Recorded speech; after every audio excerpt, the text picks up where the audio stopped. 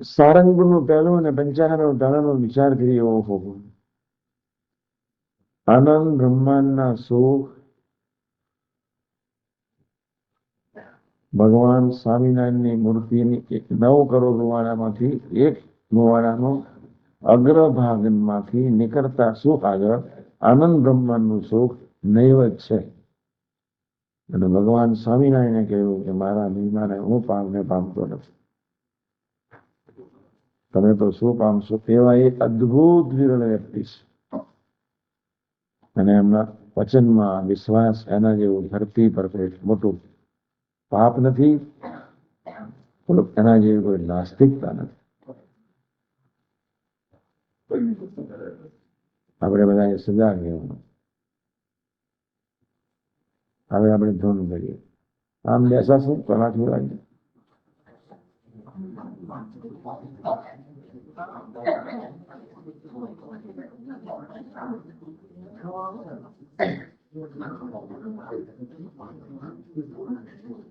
બ્રજરાસનમાં બેસી શકાય, આમ બી બેસી શકાય.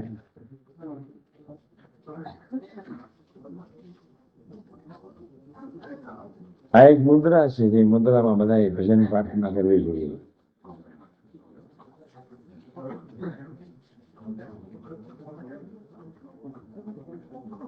જયારે તમારું ભજન સ્થિર થાય ત્યારે મુદ્રાની કોઈ જરૂર નથી, પછી તમે ઊંઘમાં ભજન કરી શકશો.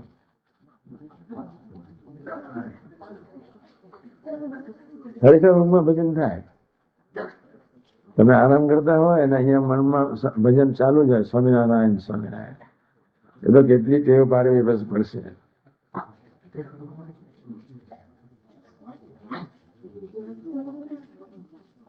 ગ્રહસ્થ એનો વ્યવહાર છોડીને સીધું મનવું પડે.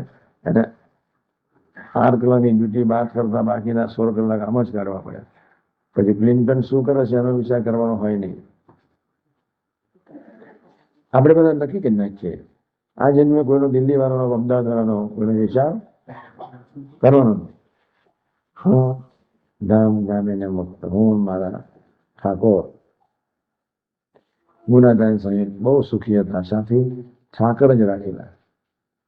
ઠાકર આ 4 ભાવ સમજીને આપણે ધૂન કરીએ. આપણે બધાએ આંખ બંધ કરી દેવાય. હવે હું 1 કલાક સુધી કોઈ આંખ ઉગાડવાની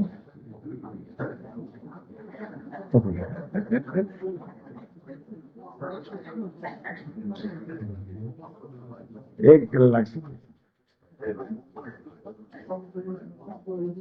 આપણે આંખ નથી ઉગાડવાની.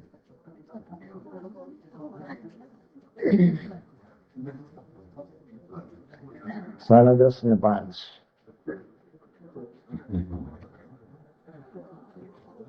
પછી આ છે રાત્રિ, તો આપણા બાપની કહેવાય ને. આપણે દિવસ અને રાત્રિને એક કરી દઈશું.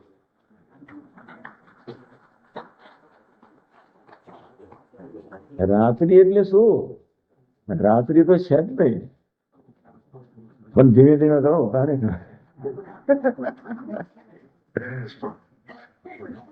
ધીમે ધીમે ધીમે ધીમે ધીમે પર્સન્ટેજ વાઇઝ ચાલવાનું. આજે 1 સેકન્ડ વધારે, 5 મિનિટ પાછળ લગે. રાત્રિ જેવો શબ્દ જ નથી. એ છેલ્લી વાત છે. આમનો તો આપણે સુઈ જવાનું, તો કબજિયાત થઈ જાય.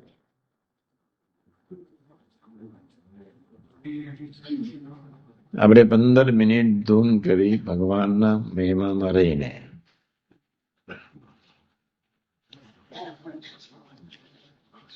જ્યારે બી ભજન કરવા બેસીએ એટલે 3-4 મિનિટ મહિમામાં રહીને પછી શરૂ કરવું.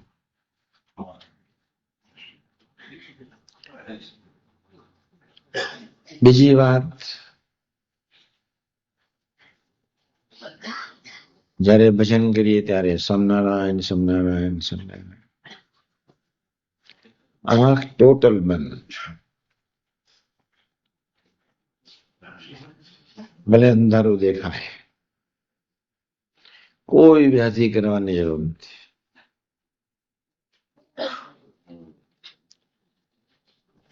સ્વામિનારાયણ સ્વામિનારાયણ જ્યારે બોલીએ ત્યારે વૃત્તિના બે વિભાગ પાડી દેવાના.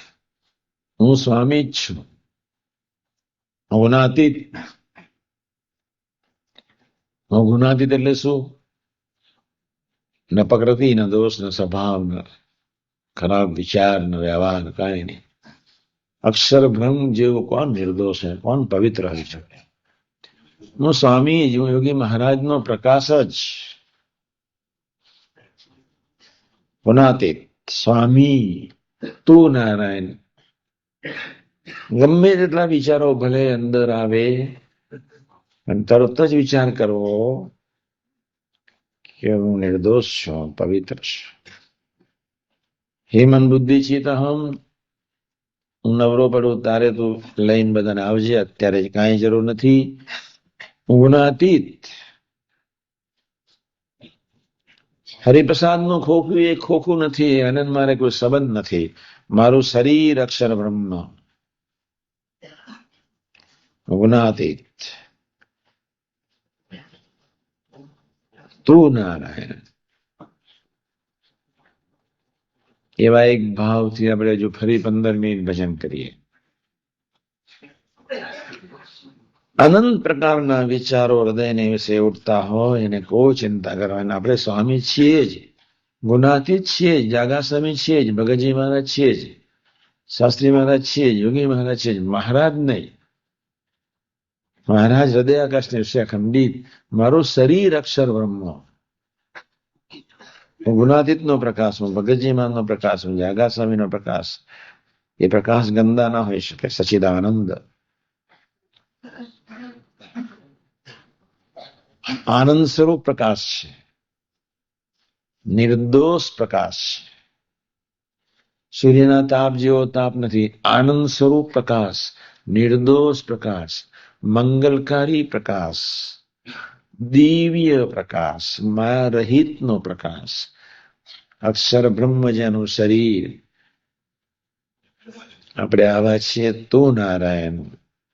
એવા ભાવથી હવે ફરી 15 મિનિટ ભજન કરીએ. ગમે તેવા વિચારો ઉઠે તો જોરથી ધૂનકાશ. જાનબનો બે વૃત્તિ અહીંયા એક રાખવી, હું સ્વામી તું નારાયણ. બે વૃત્તિ કરીને 15 મિનિટ એ ભજન કરવો છે. પહેલું ભજન આપણે કર્યું મહિમાથી.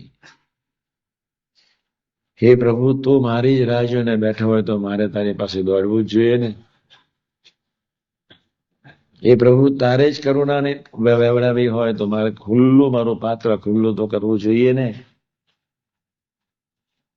તારે જ મને પ્રેમથી નવડાવી દેવાનો તારો સંકલ્પ હોય તો મારે બીજી કોઈ ગંદકીનો વિચાર કર્યા સિવાય તારી કૃતજ્ઞતાઓ પર, તારા તરફનો અહન હર રોજ કૃતજ્ઞ ભાવથી, કૃતજ્ઞ ભાવથી, મહિમાપૂર્ણ હૃદયથી તને મારે તને સ્વીકારવાના જ હોય ને, મારે તને સંભાળવાના જ હોય ને. 4 પ્રકારે ભજન થયા. બીજું ભજન હવે આપણે શરૂ કરીએ છીએ. ગુણાતીત. હરિપ્રસાદ નું ખોખું એક ખોખું છે, એને આપણે કોઈ સંબંધ નથી. એને જીવતા સળગાવવાનું છે, મર્યા પછી નથી સળગાવવાનું.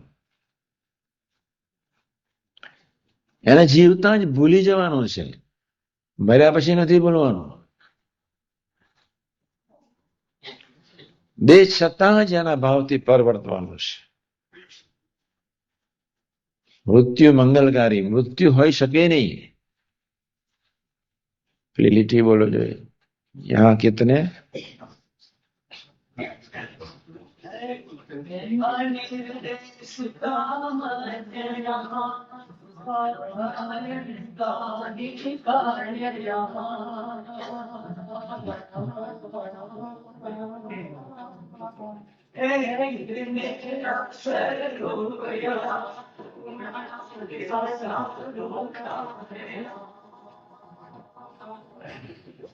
એ કોટીમાં દોડવાનું છે. યહાં કિતને અક્ષર રૂપ બને.